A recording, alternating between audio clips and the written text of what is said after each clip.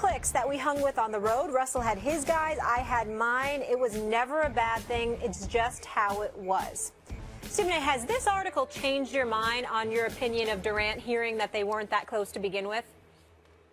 Not at all, because it was never about him not staying in Oklahoma City. And I think that that's where everybody confuses my position with that of a Charles Barkley or Reggie Miller and others.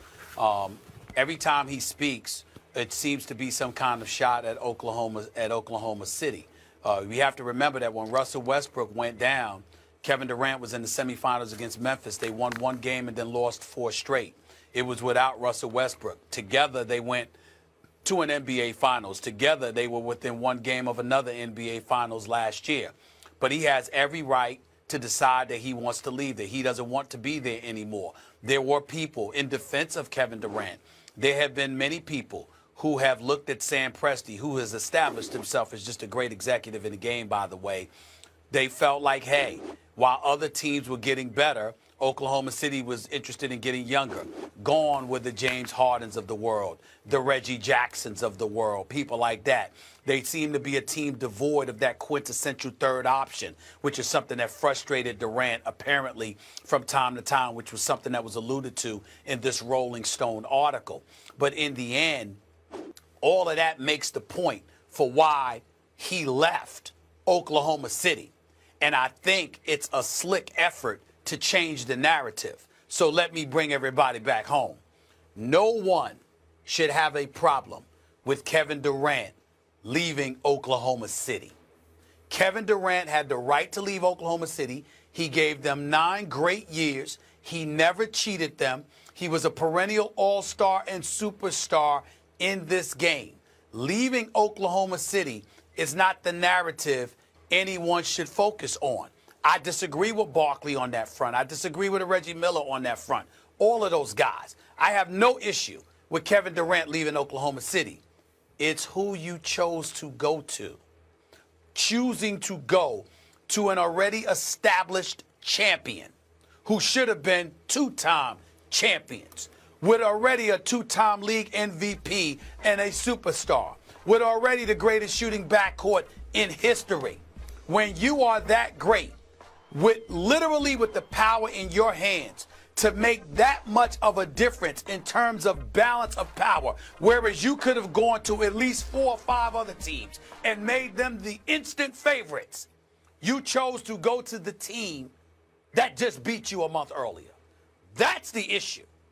That is the thing that has somebody like me looking at Kevin Durant. Has nothing to do with him leaving Oklahoma City. And as it pertains to Russell Westbrook, his boy, all right, y'all might not have been that close, but that's not the impression you gave. And at the end of the day, he was your teammate for 8 years and an all-star just like you. Max, you and I just started working together. If I leave, my brother, you're going to be the first to know. It's just that simple, because I'm not going to do that. You can't take the L's anymore, huh? You can't take the L's anymore. It's only been a couple of months, and you're already ready to. Whatever. Look, I ain't leaving. I want to address first the dynamic Russell Westbrook, Kevin Durant, and I think it comes down to this: the beta can't be better than the alpha. You know, big brother can't, or little brother Westbrook can't really, in a psychological sense, be big brother. That's the problem. Beta, which is Kevin Durant's personality compared to Westbrook, it seems, at least on the court, is better. Durant's better than Westbrook, but he doesn't have that same personality. I think that's always going to be a problem on any team. It was even a problem when LeBron first joined the Heat, in my opinion. He had more of a beta personality at the time on that team than Dwayne Wade, but he was the better player, and it caused chemistry problems that they had to resolve the following season when they finally won the championship. That's one. 2, you mentioned when Westbrook went down, Durant won a game and then got bounced 4 straight. When Durant went down, they missed the playoffs. I mean, Westbrook balled out of control, and they missed the playoffs, period. Durant's this incredible force on the basketball court, and that's why you and others have a problem with him specifically joining the Warriors. I want to get to that point now. It's not just that he left. He could leave Westbrook. It's his decision. He was forced to play in OKC by the draft and everything. For the beginning of his career, he's finally a free agent, free to make his own decisions. Your problem is with the decision he actually made, not to leave, but to join that team, the Warriors. Let's not forget, The Thunder had to choke for the Warriors to win. They were about an evenly matched team. He would have gotten more credit, and he had to be aware of that, by staying on the Thunder. You know, the following season, and with Billy Donovan, they were actually making strides past, I think, where Brooks was. Even though they got to one finals with Brooks, it looked like, hey, they have a real future. Maybe they could win a championship. And he left. He had to be aware that there was going to be criticism coming along with that. Why the Warriors? It comes down to this, and I want to address Charles Barkley and Reggie Miller and others. Why the Warriors? Because that's what it takes to beat LeBron James. Because LeBron James is way better than every other basketball player in the world. And when I started to forget that last year, looking at Steph Curry winning the MVP, LeBron reminded me and others like me, no, it ain't close. It's LeBron and then 10 different levels, and then everybody else, including KD and Steph Curry, and they recognized that. KD recognized that and joined up with the Warriors. That's a response to LeBron James' greatness. In terms of Barkley not ever doing that in his career, according to him, love me some Charles Barkley. Let me tell you the smart move for Barkley and Reggie Miller and guys like that in their careers. What they should have done if they wanted a championship, and they did it the good old-fashioned way and didn't get a championship, was that year when they were free agents and the Knicks with Patrick Ewing looked like they were making moves on the Bulls, and they wound up with Larry Johnson and Chris Childs in free agency. Remember that year? Or Allen Houston. If that would have been Reggie Miller and Charles Barkley on the Knicks, maybe they get a championship. So, Max, I'm not knocking their decision. They chose to do it their way, but they are now ringless because you weren't going to overcome Michael Jordan any other way. What I'm telling you is LeBron is this era's Jordan. If you want to beat him, you better join up forces with a team like the Warriors, which is what KD did. Max Kellerman, if KD had decided to go to Miami with Hassan Whiteside, who was willing to shove aside an additional $4 to $5 million to ensure that they could get KD, and Dwayne Wade, as a result, would have stayed in Miami, Miami could not have beaten Cleveland? Nope. Would have been a good series, though. You know, you and I both know it's a tough out for Cleveland. That's all. Hold it. Hassan Whiteside, Dwayne Wade, Kevin Durant, Dragic, and that crew in Miami could not, Dragic, and that crew in Miami could not have beaten Cleveland? No, when push comes to shove, LeBron would beat him, and we all know it. Stephen A., who would you pick? I don't know that. I don't know that. When push comes to shove, we would both be sitting here. We'd be in the pre-production meeting when the playoffs rolled around. And we'd be like, how are we going to talk about this? We both agree Cleveland's going to win. You asking questions and just you asking questions and answering it yourself. I'm good like that. I'm telling you, if Kevin Durant was with D. Wade and the rest of the crew in Miami, if they were all together in Miami, I would have picked them to beat Cleveland. I would have. Absolutely. D. Wade with Durant. Yeah. Hold on. And by the way, because remember, we didn't know that Chris Bosh was going to have the health issue that he had. But I'm saying yes, we did. I'm thinking at the time, because remember, they were saying we were going to leave Chris Bosh out. Was healthy, yes, with Whiteside and Bosh and Dragic and Durant and Wade, they would have had a shot to win. But we knew Bosh wasn't healthy. No, we didn't. I'm telling you, we didn't. That's Guys, what I'm saying. we gotta go to break. At the moment. We got to go to break. How does he handle the big moment? You have to take everything into consideration. For what? Come on, dude. He sued everybody. Yeah. Everybody. Now we have to watch what's actually happening. The USA. I'm good.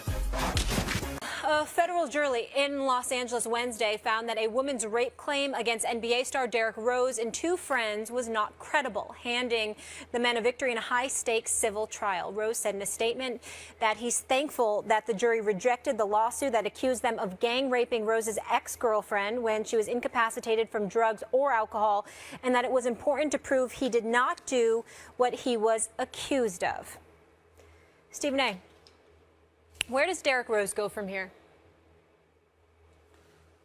Well, he's got to feel very relieved right now that this case is obviously behind him since he was not found liable. But I think that, he has to accept the reality of two things. Number one, the image that he once had is gone. Fair or not, based on the accusation alone. If you recall, Max, remember how pristine this dude's image was? Like, I don't know any way to put it other than he is the closest NBA athlete to Tim Tebow that I ever saw in terms of being considered just an innocent, great kid. Well, you don't look at him like that anymore. Now you sit up there and you say, okay, he wasn't liable and wasn't guilty of what he was being accused of, according to the courts. Fine. But you're going to remember that. And then that gets you to his game. And when you look at his game, the Derrick Rose that was the league MVP in 2011, the Derrick Rose that had you believing that somehow, some way, Miami, with LeBron James and those boys, weren't going to be able to go to 4 straight NBA finals. The Derrick Rose that really was in the discussion with Russell Westbrook as arguably the most athletic point guards in the history of the National Basketball Association. That's no longer the case. And so now we find ourselves looking at him as just a regular old player that's got some stuff to prove, that's got to remind us all of what this dude is capable of. Last year he played 66 games after playing 51 the year before. And you remember, he missed the entire 2012-2013 season and then came back 2013-2014 and only played 10 games. So over the course of 164 games, he played in a grand total of 10 games over a 2-year period before playing 51 in 2014-2015 and playing 66 last year, where he averaged 16 with 4.7 assists per game. New York needs him to be more, to do more.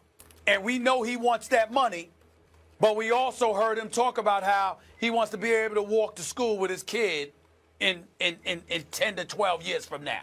So we're waiting to see this dude elevate his game, and he would need to do just that to also elevate his image. Because if he doesn't, he's just going to be an average player, and then everybody's going to remember what he was accused of. And that's not something he wants, particularly in the New York market. First, let's start in the beginning with the charges and what just happened. He maintained his innocence the entire time. Many people who looked at it felt like he had a good case, or rather the case against him was probably not going to win. And in fact, that's what happened. He was found not liable of this, which is a very serious thing. So I don't want to just brush that off as though we're not dealing with that as though it's a serious thing before we get to basketball, because it is. And to your point, he was the guy everyone used to love to love. You know, there are the love to hate guys, and there are a couple athletes here and there who everyone seems to love to love. That was Derrick Rose, and that's gone forever, along with the player he used to be, due to catastrophic injury in the case of his actual game.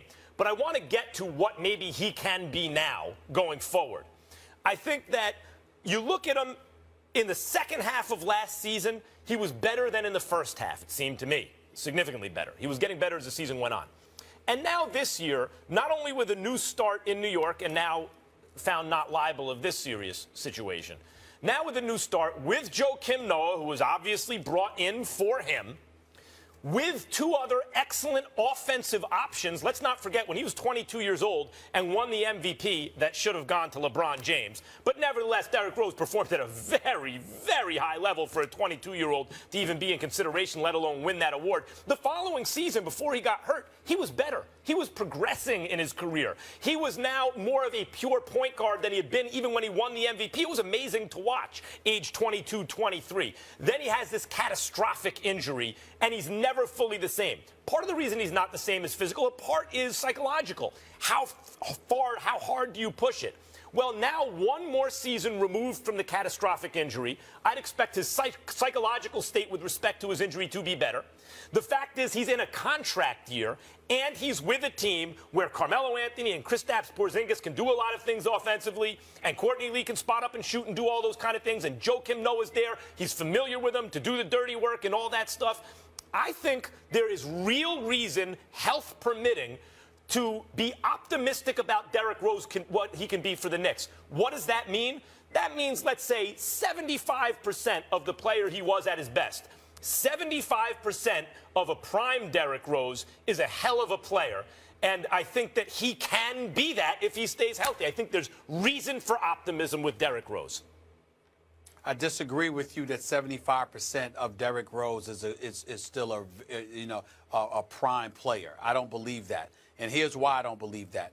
Because Derrick Rose's game was predicated on athleticism, his ability to get to the basket, etc. Now, there's no doubt that he's an upgrade from Jose Calderon. I mean, who the hell is it? You might be. But the bottom line is, and Jose Calderon's a very nice guy, just not a very good player as far as I'm concerned any longer. Right, Anymore. He once was, but not anymore. But 75% of Derrick Rose, 75% of Steph Curry or somebody like that, yes, because they could shoot.